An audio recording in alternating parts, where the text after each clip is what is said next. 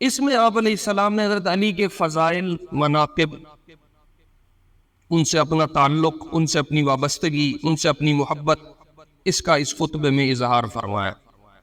اس خطبے کے دوران ایک جملہ ارشاد فرمایا، من کنت مولاہ فعلی مولاہ۔ کتنوں سے آپ نے انصار سے محبت کا اظہار ہے، مہاجرین سے محبت کا اظہار ہے، اور کتنے صحابہ سے وقتاً فوقتاً آپ نے اظہار محبت فرمایا۔ تو یوں تو پھر سب کو خلیفہ ہو جانا چاہیے، اور امت کے لیے دروازہ کھول دیا۔ وہ جو حج نہیں کر سکا وہ رمضان میں جا کے عمرہ کرائے، اور وہ اللہ کے نبی کے ساتھ علیہ السلام ان کے ساتھ حج کرنے کا ثواب اپنے کھاتے میں لکھوا سکے۔ تہجد کے قریب قریب آپ مسجد میں داخل ہوئے، آپ نے آتے ہی طواف کیا۔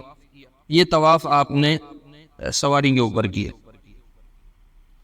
طواف وداع بھی اسے کہتے ہیں۔ طواف وداع وہ طواف ہوتا ہے جو حاجی کعبے کو الوداعی طواف کا۔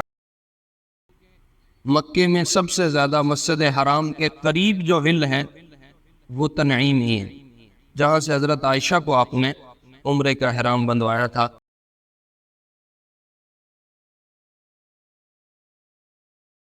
صلى عليك الله صلواتا دائما فالعز والفوز ليس إلا فيك۔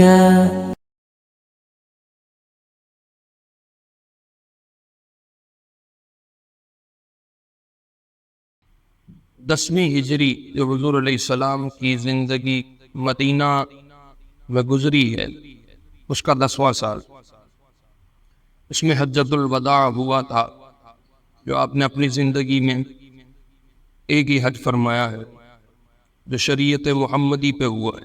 ویسے تو حج اللہ کے نبی علیہ السلام نے بہت سے کیے، لیکن اس امت کے لیے جو حج فرض کیا گیا اور جو حج رکھا گیا ہے، جس ترتیب پہ رکھا گیا، اس ترتیب پہ حج آپ علیہ السلام نے اپنی زندگی میں ایک ہی کیا۔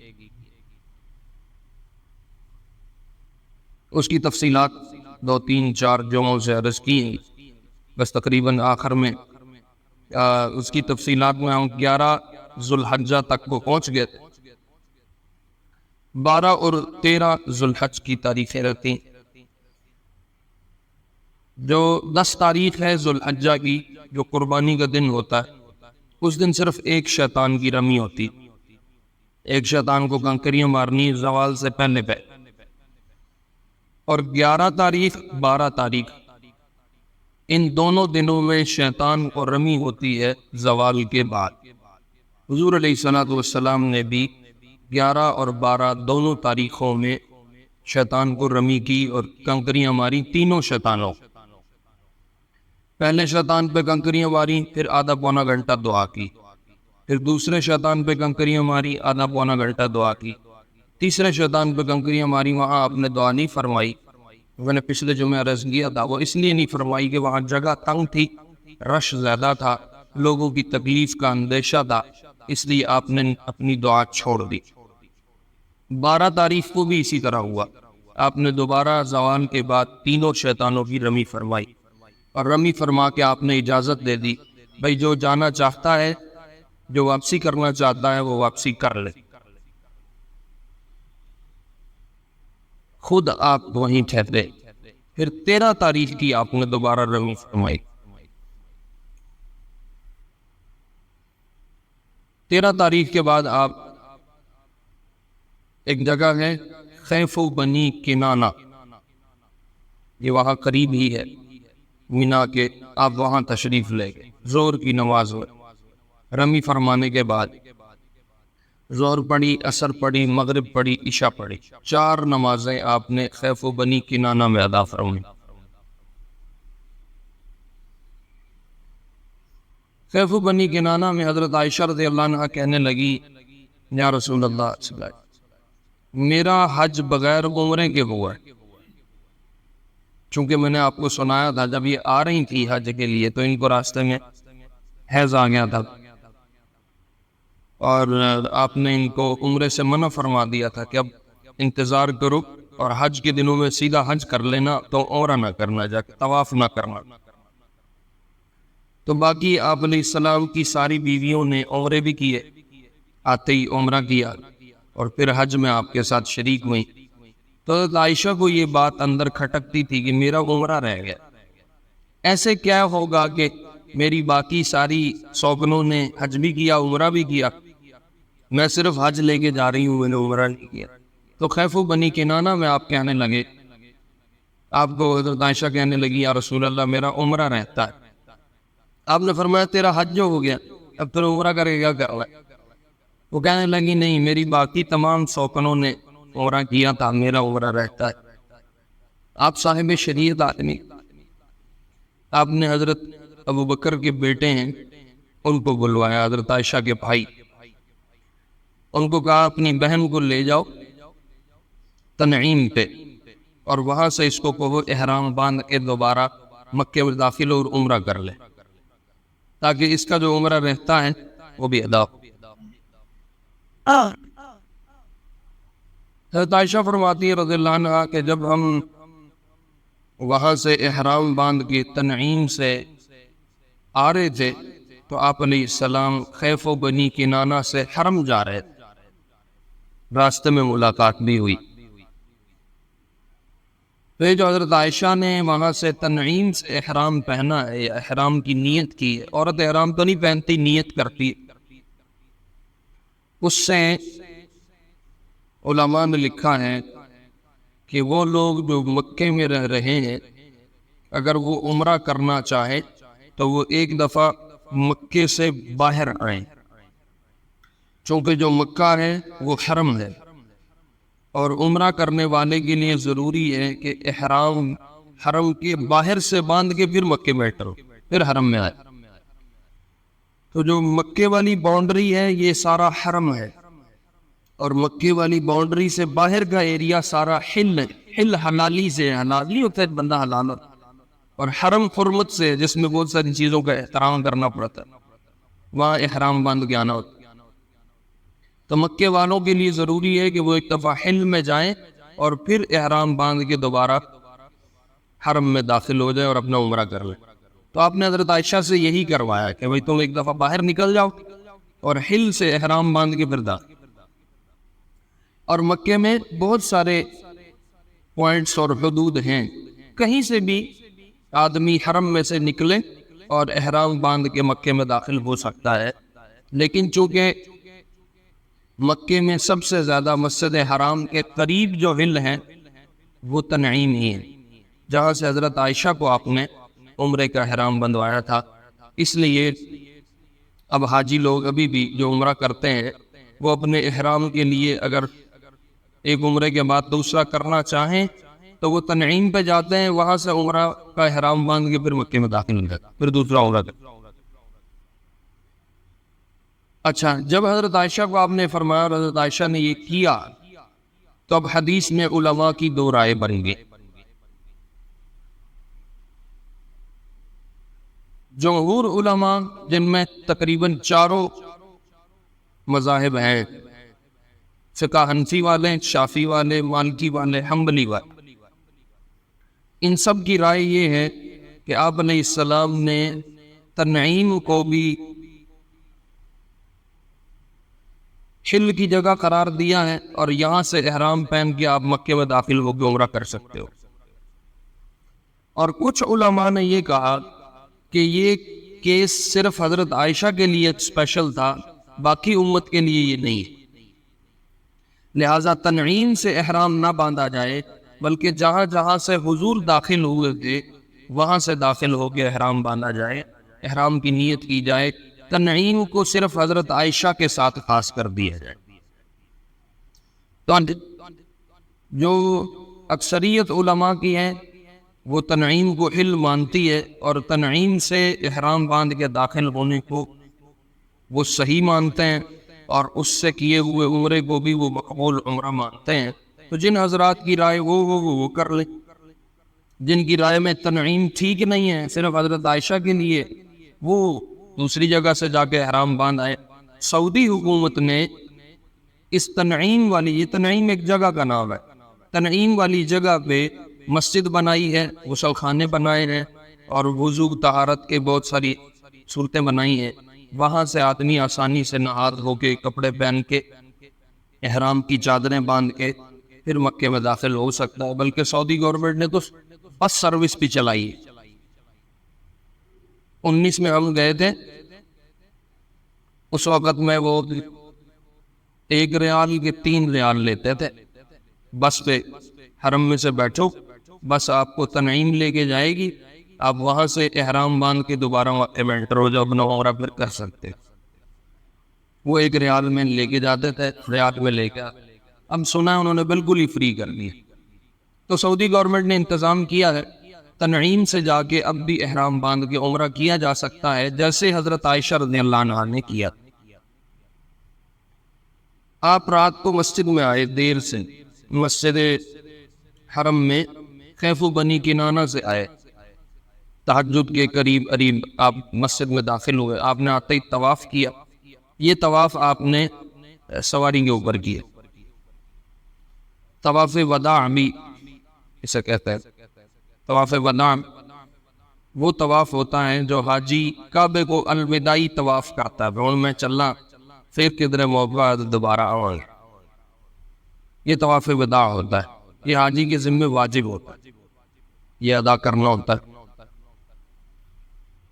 یہ آپ نے ادا فرمایا، اور پھر طواف کے بعد آپ ملتزم پہ تشریف لائے، اور آپ نے اپنا سینہ کعبے کی دیوار کے ساتھ لگایا، ہاتھ یوں اوپر اٹھا لیے، اور اپنے رخسار کو یوں کعبے پہ رکھ کے کافی دیر آپ دعائیں مانگتے رہے۔ کیا مانگا ہے اللہ اور اس کا رسول ہی جانتے ہیں، وہ کہیں روایت میں نہیں آیا کہ آپ کون سی دعائیں وہاں مانگتے رہے، لیکن آپ نے کافی لمبی دعا۔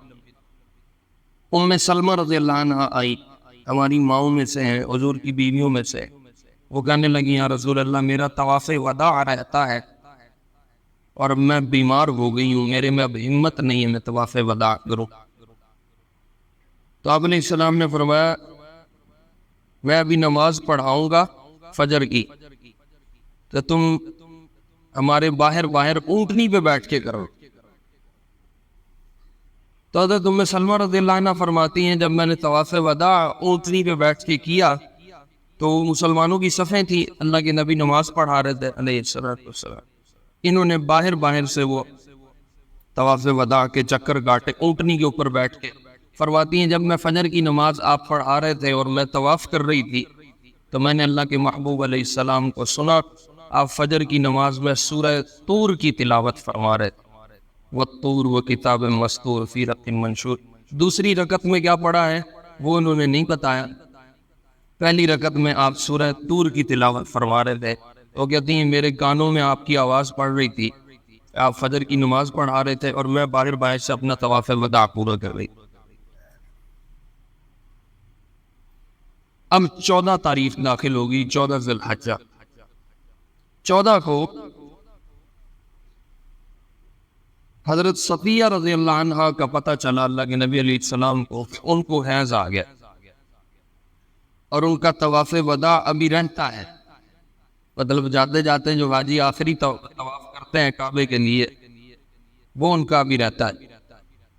وہ آگے کہنے لگی میرا تو ابھی طواف وداع رہتا ہے۔ آپ نے کہا تو نے طواف زیارت کر لیا تھا؟ کہا وہ تو کر لیا۔ کہا بس وہ کافی ہے، طواف وداع رہ بھی گیا تو کوئی بات نہیں۔ تو اس علماء نے لکھا ہے حیض والی عورتوں کا اگر طواف وداع رہ بھی جائے تو ان کو دم وغیرہ دینے کی ضرورت نہیں ہے، ان کو بکرا شترا قربان کرنے کی ضرورت نہیں ہے، ان کے لیے اجازت ہے۔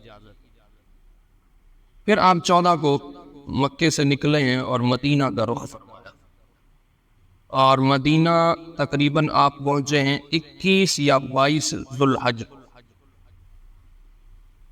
آپ مدینہ سے باہر جگہ ذوالحلیفہ جہاں مسجد بنی ہوئی ہے، لوگ احرام باندھتے ہیں۔ مدینہ سے جو لوگ مکے جا رہے ہیں وہ احرام باندھ کے حرم میں داخل ہوتے ہیں، وہاں مسجد بنی ہوئی ہے۔ میں نے آپ کو سنایا تھا جب آپ حج کے لیے جا رہے تھے تو اس وقت حضرت جبریل نے آگے کہا تھا یا رسول اللہ رب العزت فرما رہے ہیں کہ یہاں ذوالحلیفہ میں آپ قیام فرمائے، یہاں 70 نبیوں نے قیام کیا ہے حج پہ جاتے ہوئے۔ تو جب آپ ذوالحلیفہ پہنچے 21-22 ذی الحج ہو چکی تھی، آپ نے فرمایا یہیں ٹھہرو، ہم ایک رات یہاں دوبارہ قیام کریں گے، اور پھر اگلے دن آپ مدینہ داخل ہوئے۔ جب آپ مدینہ داخل ہو رہے تھے تو جبل احد کو دیکھ کے آپ نے ارشاد فرمایا ھذا جبل یحبنا ونحبہ، یہ پہاڑ ہم سے پیار کرتا ہے، اس پہاڑ سے ہم پیار کرتے ہیں۔ دوسری سائڈ پہ نا مدینہ کا جہاں سے داخل، جس طرف میں یہودی آبادی تھی اس طرف میں ایک پہاڑ تھا، اس کا نام ہے جبل عیر۔ آپ نے فرمایا یہ جو احد ہے یہ جنت کا پہاڑ ہے، اور وہ جو عیر ہے وہ جہنم کا پہاڑ ہے۔ اب اللہ جانتے ہیں، اللہ کے رسول بہتر جانتے ہیں علیہ الصلوۃ والسلام، کہ واقعتاً یہی پہاڑ اٹھا کے اللہ وہاں ڈالے گا جنت میں، کہ جبل احد اللہ جنت میں پہنچا دے گا اور جبل عیر اللہ جہنم میں پہنچا دے گا۔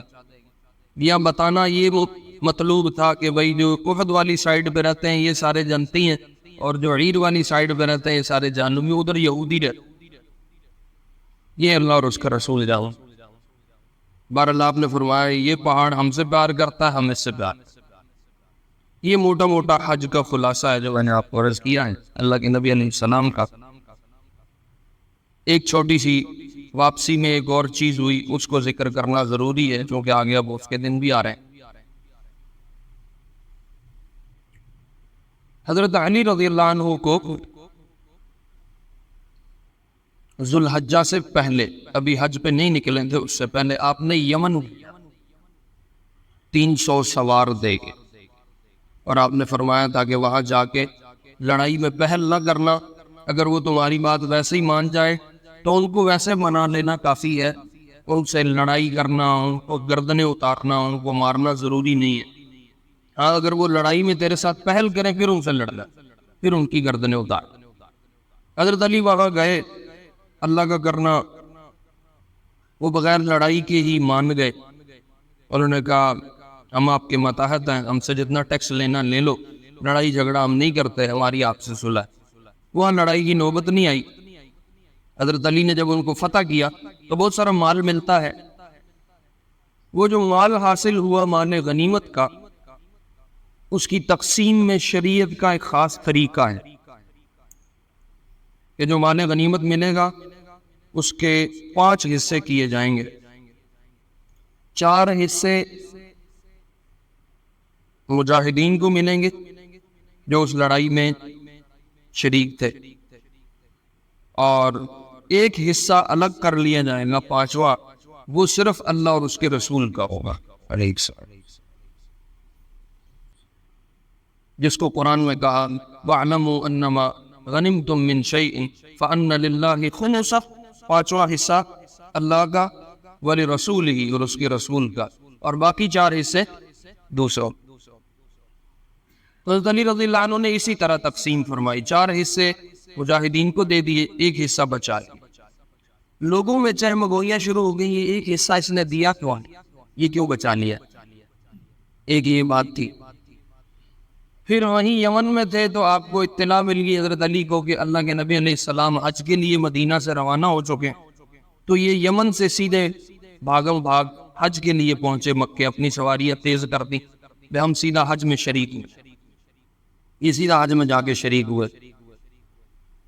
اس لیے حضرت علی رضی اللہ عنہ مکے میں آ کے اللہ کے محبوب علیہ السلام سے ملے، یہاں آ کے ملاقات ہو۔ جب یہ وہاں سے نکلے اور مکے کے لیے حج کے لیے اپنی سواریاں تیز کر دیں تو پیچھے ایک انچارج بنا کے آئے، ایک نگران بنا کے، ابو رافع رضی اللہ عنہ، اور وہ جو خوص تھا، وہ جو 5واں حصہ اللہ اور اس کے رسول کے لیے بچایا تھا، وہ ابو رافع کے حوالے کر دیا کہ ہم حج میں جا رہے ہیں، ہم نے سواریاں تیز کرنی ہیں، یہ اب خوص کا مال تم پیچھے لے آنا۔ یہ جو خوص میں مال تھا یہ کپڑے تھے، یمن کے بنے ہوئے کپڑا، چادریں تھی بڑی بڑی۔ ابو رافع رضی اللہ عنہ اپنے باقی ساتھیوں کو لے کے مکے پہنچے حج کے ایام میں۔ جب یہ مکے میں داخل ہونے لگے تو ظاہر وہاں احرام پہننا تھا، تو ان کے ساتھیوں نے ابو رافع سے کہا یہ جو علی رضی اللہ عنہ نے اپنے لیے حصہ بچایا تھا اور ہمیں نہیں بانٹا، یہ چادریں تمہارے پاس ہیں، یہ ہمیں دو، ہم احرام پہن لیتے ہیں اور مکے میں داخل ہو جاتے۔ ابو رافع رضی اللہ عنہ نے شروع میں تو انکار کیا کہ بھائی یہ تو مجھے وہ حوالے کر کے گئے، یہ اللہ اور اس کے رسول کا حصہ ہے۔ وہ ساتھی میرا اندازہ ہے کہ انہوں نے تھوڑا پریشر دیا، ابو رافع رضی اللہ عنہ نے وہ چادریں ان کو پکڑا دی، ان لوگوں پہن لی، پہن کے احرام باندھ کے مکے میں داخل ہو۔ حضرت علی رضی اللہ عنہ کی ان سے ملاقات ہوئی، کہا بڑی نئی نئی چادریں نظر آ، وہ ساتھی تھے یمن سے آ رہے تھے اکٹھے، ان سے ملاقات ہوئی، کہا بڑی نئی نئی چادریں پہنی ہیں تم سب نے، کہاں سے لی ہیں؟ انہوں نے کہا یہ ہمیں تو ابو رافع نے دی ہیں۔ حضرت علی رضی اللہ عنہ نے فرمایا یہ چادریں تو خمس میں سے تھیں، یہ تو اللہ اور اس کے رسول کا جو مال غنیمت میں سے حصہ نکالا تھا، یہ تو وہ چادریں ہیں، یہ تم نے کیوں پہن لی ہیں؟ اتارو ان چادروں۔ تو حضرت علی رضی اللہ عنہ نے کہہ کے وہ چادریں اتروا دیں، کیونکہ وہ تو ان کی تو اجازت نہیں تھی۔ ایک ہی یہ بات، یہ دو چیزیں جمع ہوئی جس پہ بہت ساروں کے دل میں یہ بات آئی، علی نے یہ کیوں کیا؟ ہم سے چادریں بھی اتروا لی ہیں، وہاں ہمیں 5واں حصہ بھی نہیں دیا، وہ بھی سمیٹ لیا ہے۔ یہ کچھ چیزیں تھیں جو ان کے دل میں چل رہی۔ جب حج سے واپسی ہو گئی اور آپ مدینہ جا رہے ہیں تو راستے میں ایک جگہ آتی ہے جس جگہ کا نام خم ہے، خم۔ وہاں ایک چشمہ تھا جہاں آنے جانے والے قافلے ٹھہرتے تھے اور وہاں ریسٹ ہوتی تھی، جیسے ہماری موٹر وے پہ ریسٹ ایریا نہیں بنے ہوئے، تو ایسے پرانے زمانے میں منزلوں پہ ریسٹ ایریا بنے ہوئے تھے، وہاں آ کے قافلے ٹھہرتے تھے۔ وہاں آ کے یہ جب قافلہ رکا تو کچھ صحابہ رضی اللہ عنہم نے آ کے اللہ کے محبوب علیہ السلام کو حضرت علی کی شکایت لگائی۔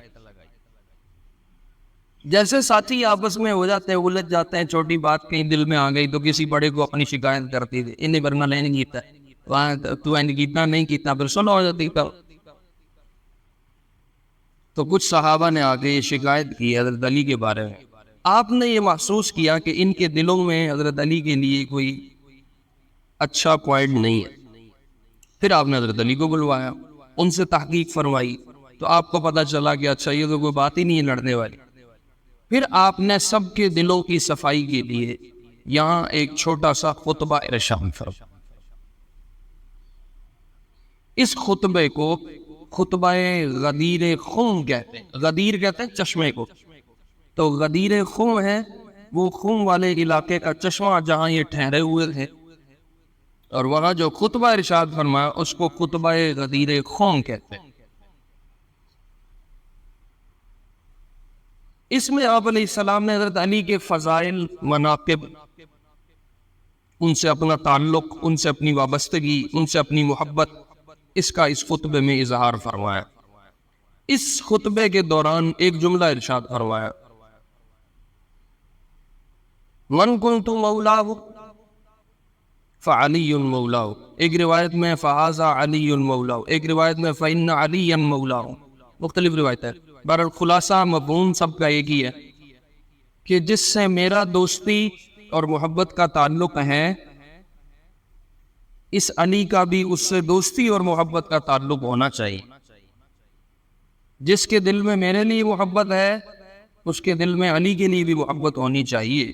اس کے بعد ارشاد فرمایا، اللہم والی من والا وعادی من عادا، یا اللہ جو اس سے دوستی رکھتا ہے تو بھی اس سے دوستی فرما، اور جو علی سے دشمنی رکھتا ہے تو اس سے دشمنی فرما۔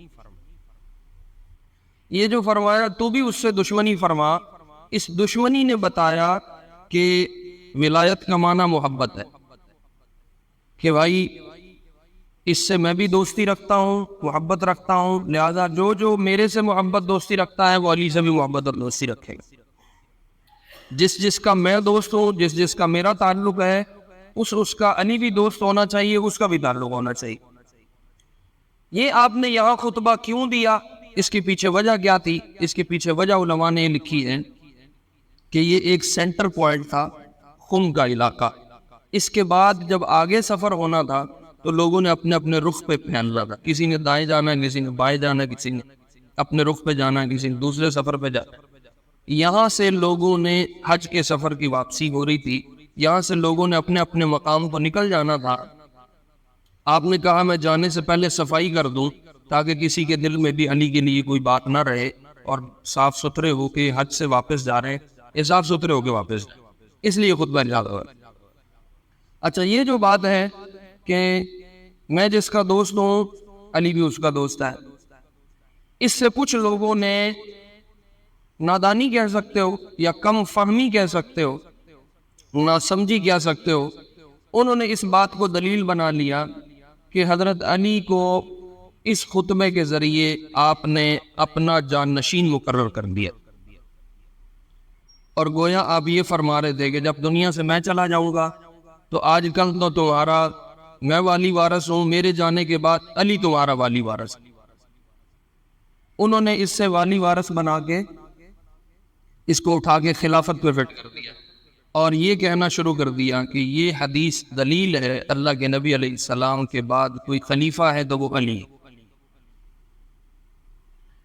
یہاں تک تو بات چلو ان کی مانی ان کے مطابق مانی جا سکتی ہے، لیکن اس سے جو آگے کام خراب ہوتا ہے وہ یہ ہوتا ہے کہ وہ حضرت علی کو آپ کے بعد خلیفہ بنا لیتے ہیں اور حضرت ابو بکر رضی اللہ عنہ پہ کراس پھیر دیتے ہیں۔ لہٰذا ان کا یہ کہنا ہے کہ ابو بکر نے رضی اللہ عنہ جو آپ کے بعد خلافت سنبھالی ہے وہ ٹھیک نہیں سنبھالی، گویا وہ حضرت علی کا حق چھینا ہے، اور اصل میں خلیفہ علی نے بننا تھا، ابو بکر زبردستی بن۔ پہلی گل تو یہ اگر علی شیر خدا تھے رضی اللہ عنہ تو وہ شیر خدا ابو بکر کو اپنا حق نہیں لے سکیا ساری عمر۔ ایک بات تو یہ سمجھنے کی۔ دوسری بات یہ جو حدیث ہے کہ علی کا میں دوست ہوں اور جس کا میں دوست ہوں علی اس کا دوست ہونا چاہیے، اس دوستی اور محبت سے خلافت کیسے ثابت ہوگی؟ محبت اور بلا ہے، خلافت اور چیز ہے۔ اگر ایک آدمی سے میں محبت کا اظہار کر رہا ہوں، اس کا یہ ہرگز معنی نہیں کہ میرے مرنے کے بعد یہ میرا جانشین بھی بن گیا۔ اگر اظہار محبت خلافت کی دلیل ہے، اگر محبت کا کہہ دینا خلیفہ بنانا ہے، تو آپ نے تو اپنی زندگی میں بہت ساروں سے محبت کا اظہار کیا رضی اللہ عنہ اجمعین۔ کتنوں سے آپ نے انصار سے محبت کا اظہار ہے، مہاجرین سے محبت کا اظہار ہے، اور کتنے صحابہ سے وقتاً فوقتاً آپ نے اظہار محبت فرمایا۔ تو یوں تو پھر سب کو خلیفہ ہو جانا چاہیے۔ آپ دنیا سے گئے پھر سارے لڑ پیندے پہ ان سارے ہی خلیفہ نے، ایک آخدا مینوں انہوں نے بنایا سی، دوسرا آخدا مینوں بنایا، تیسرا آخدا مینوں بنایا، رولا پہ جانا سی۔ اور تھوڑی سی سمجھنے کی بات ہے کہ آپ کی اولاد میں حضرت حسن موجود ہے، حضرت حسین موجود ہے رضی اللہ عنہ، اور ان سے اظہار محبت بھی ہو چکا ہے، اور ان کا تعلق زیادہ قریب کا ہے اللہ کے محبوب علیہ السلام سے کہ وہ سگی اولاد ہیں۔ حضرت علی تو کزن تھے، چچا زاد تھے۔ تو اگر محبت اور تعلق کو ہی دلیل خلافت بنانا ہے، پھر تو حضرت حسن کی خلافت پہلے بنتی، پھر بھی حضرت علی نہیں آتے، اور اس سے پہلے حضرت فاطمہ موجود ہیں رضی اللہ عنہ، وہ تو زندہ تھیں، بیٹی ہیں سگی۔ اگر محبت اور تعلق دلیل خلافت ہے، پھر تو حضرت فاطمہ کو خلافت ملنی چاہیے تھی۔ چلو آپ مان لو عورت خلیفہ نہیں ہوتی تو حضرت حسن موجود ہیں، حسین موجود ہیں، ان کو خلیفہ بناؤ۔ یہ حضرت ابوبکر بھی گئے، عمر بھی گئے، عثمان بھی گئے، وہ چوتھے نمبر والے خلیفہ کو اٹھا کے اس حدیث سے دلیل بنانی کی نہیں، یہاں گویا آپ نے ان کو اپنا جانشین بنایا اور اس میں شور ڈال دیا کہ آپ علیہ السلام نے اپنے بعد خلافت کا اعلان غدیر خم پہ کر دیا تھا، لہٰذا خم والی اس اعلان اور اس خطبے کو دلیل بنا کے خلافت ثابت کر لی۔ اب اس پہ عید منانا شروع کر دی، اب باقاعدہ عید مناتے ہیں جس کو عید خم کہتے ہیں یا عید غدیر خم کہتے ہیں۔ 18 ذوالحجہ کو اتوار کے دن آپ نے خطبہ ارشاد فرمایا تھا، اب 18 ذوالحجہ کو عید کا دن مناتے ہیں اس بات پہ کہ گویا ہم خوشی کر رہے ہیں حضرت علی کے لیے خلافت کا اعلان۔ اچھا، اس کا ایک نقصان یہ ہوا کہ 18 ذوالحجہ کو جہاں عید منائی گئی وہاں 18 ذوالحجہ کی ہی قدرتی طور پہ حضرت عثمان رضی اللہ عنہ کی شہادت بھی ہے۔ ادھروں حضرت عثمان کی شہادت ہے اور ادھر سے ایک دلیل بنا کے خلافت ثابت کر کے اس پہ عید ہے۔ اب مجھے بتاؤ، ایک گھر میں اگر عید ہو اور ساتھ کوئی غم اور اندوہناک واقعہ بھی ہو تو اس گھر میں کیا ہونا چاہیے؟ ڈول بجنے چاہیے کہ غم کا اظہار ہونا چاہیے؟ میں نے تو خیر کوئی موضوع نہیں ہے میرا، میں ان یہ دلیلیں دوں اور مناظرے کرواؤں اور میں اختلافی مسائل کو چھیڑوں. میں نے تو حج سنایا ہے. اس حج کے دوران یہ ایک قصہ پیش آیا تھا جس کو خطبہ غدیر خون کہتے ہیں، اس کے مطابق میں نے آپ کو عرض کر دیا ہے. بہرحال اس حدیث سے حضرت علی کی محبت ضرور ثابت ہے، اور اہل السنہ سارے حضرت علی سے محبت فرماتے بھی ہیں اور اس کو اپنے ایمان کا حصہ بھی سمجھتے ہیں. اور حضرت علی سے کوئی دشمنی یا بغض رکھنا یقیناً ایمان میں کمی کی نشانی ہے، لیکن اہل السنہ اس کو حضرت علی کی خلافت کی دلیل نہیں مانتے. یہ درمیان میں ہوا. اچھا، جب آپ اس سفر سے واپسی مدینہ پہنچے، میں نے آپ کو سنایا ذوالحلیفہ میں، تو کچھ لوگوں نے کہا یا رسول اللہ ہم آپ کے ساتھ حج کے لیے نہیں جا سکے. جب آپ حج میں جا رہے تھے تو مدینہ میں چیچک پھیل گیا، وہ چھوٹے چھوٹے دانے بن جاتے ہیں جسم پہ نا، اس سے بخار چڑھ جاتا ہے. تو بہت سارے افراد مدینہ کے، عورتیں بھی مرد بھی، وہ حج پہ نہیں جا سکے تھے کیونکہ وہ چیچک کا شکار ہو گئے، بیمار ہو گئے. انہوں نے آگے کہا یا رسول اللہ ہمارا حج ہمارا حج ہمارا حج، تسی سارے حج کر آئے ہو، تسی اپنے نال بندے لے گئے حج کر آئے، اسی رہ گئے یا رسول اللہ ساڈا حج ساڈا حج. انہوں نے اپنے غم کا اظہار کیا کہ یا رسول اللہ ہمارا حج رہ گیا، اسی بیمار ہو گئے.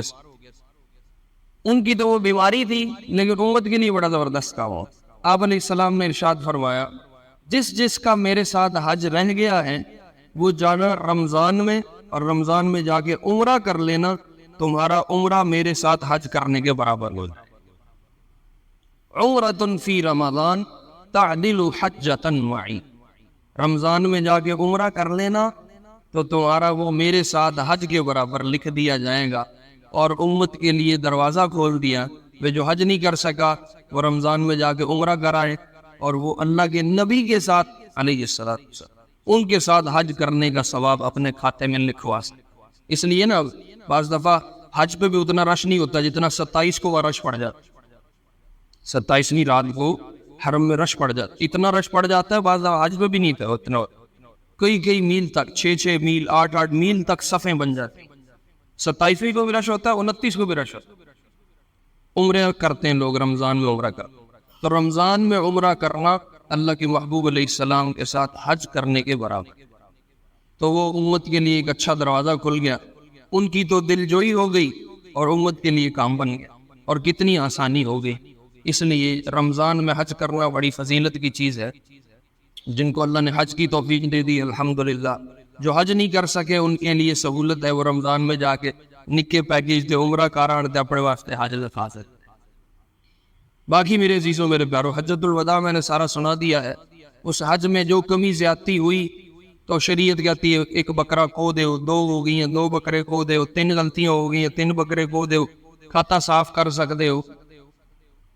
لیکن جو حج سے مقصود ہے، جس کی تلافی ممکن نہیں، وہ یہ ہے کہ ایک بندہ حج پہ گیا اور سارا حج کر کے واپس آ گیا، جو ہو جائے گیا سی وہ جائے واپس آ گیا، نہ توبہ کی نہ استغفار کیا، نہ اپنی حالت بدلی نہ اپنی روٹین بدلی. یہ حج خطرناک ہوا. اس سے کوئی حج کا جو فائدہ ہونا چاہیے تھا وہ حاصل نہیں.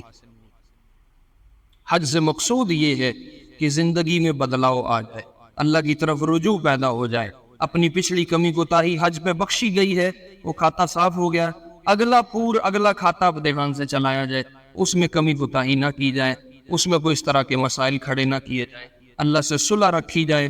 حضرت عمر رضی اللہ عنہ سے کسی نے پوچھا کہ حج کے قبول ہونے کی کیا نشانی؟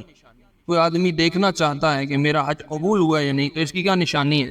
حضرت عمر رضی اللہ عنہ نے ارشاد فرمایا اگر خالق کے ساتھ اور مخلوق کے ساتھ حج کے بعد معاملہ بدل گیا ہے تو سمجھ لو حج قبول ہو گیا. اور اگر خالق اور مخلوق کے ساتھ معاملہ نہیں بدلا، جو جی چھریاں حج تو پہلے سڑو جی چھریاں حج تو بعد نے، جو حساب کتاب حج سے پہلے تھے وہی حج حساب کتاب حج کے بعد ہے، پھر بھلے حاجی چھوڑ کے الحاج بن جاؤ تب بھی حج کا کوئی فائدہ نہیں ہوا. تو اس لیے حج کے بعد ضرور زندگی میں بدلاؤ آنا چاہیے. جس کو بھی حج کی نسبت حاصل ہے، جو حاجی ہیں وہ ضرور اپنی زندگی میں حج کی نسبت کو باقی رکھے، اس کا خیال رکھے. اللہ رب العزت ہمیں کہے سنت پہ عمل کی توفیق نصیب فرمائے. سنت